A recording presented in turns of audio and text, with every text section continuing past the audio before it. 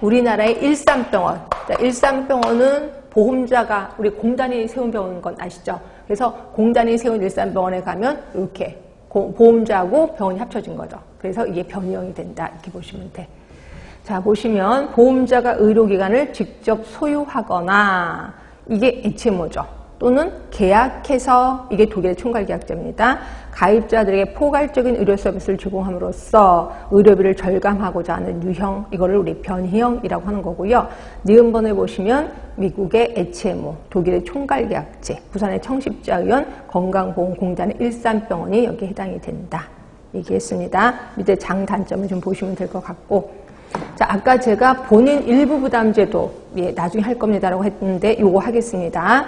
자, 본인 일부 부담제는 크게 4가지를 제시하고 있는데 1번에 정율제, 2번에 정액제, 3번에 비용공제제, 4번에 급여 상한제. 크게 4개가 있거든요. 제가 두 개씩 짝을 져서 설명을 좀 들어갈까 합니다. 2개씩 짝을 줄게요. 자, 하나가 정율제가 있습니다. 정율제. 그 다음에 또 하나가 정액제 있습니다. 그 다음에 급여 상한제. 그 다음에 비용 공제제.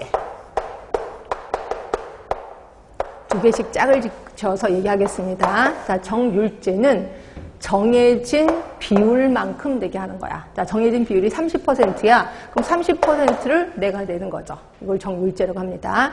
정액제는 정해진 액수만큼 내게 하는 거예요. 예를 들어 3,000원. 그럼 병원에 갈 때마다 3,000원을 낸다라고 보시면 되고요. 그런데 이 정액제는 우리 책에 보시면 다시 둘로 나뉘어요. 자, 정액 부담제가 있고, 정액 부담제, 그다음에 정액 수혜제가 있습니다. 자, 정액 부담제는 정해진 액수만큼 내가 부담해. 그러니까 부담됩니다. 그러니까 본인이 부담을 하는 거죠. 본인이 부담하고 나머지를 공단이 부담하는 거예요.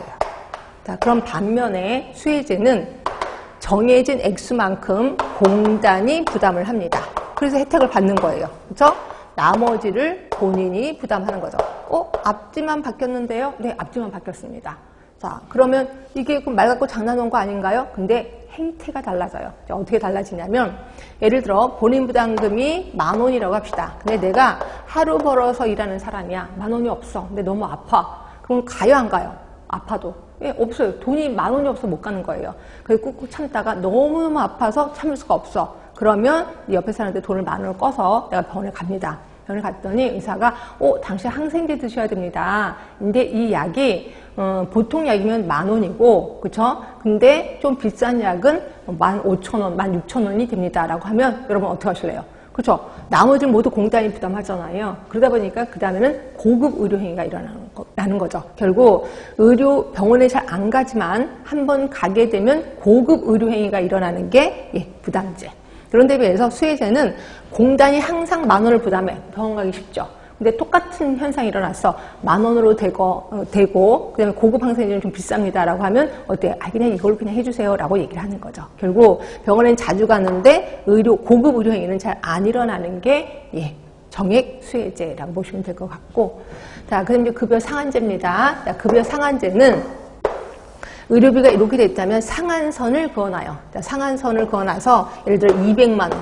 자, 200만 원을 그어놓고 나서 총 의료비가 200만 원이 안 돼. 그럼 보험 처리를 합니다.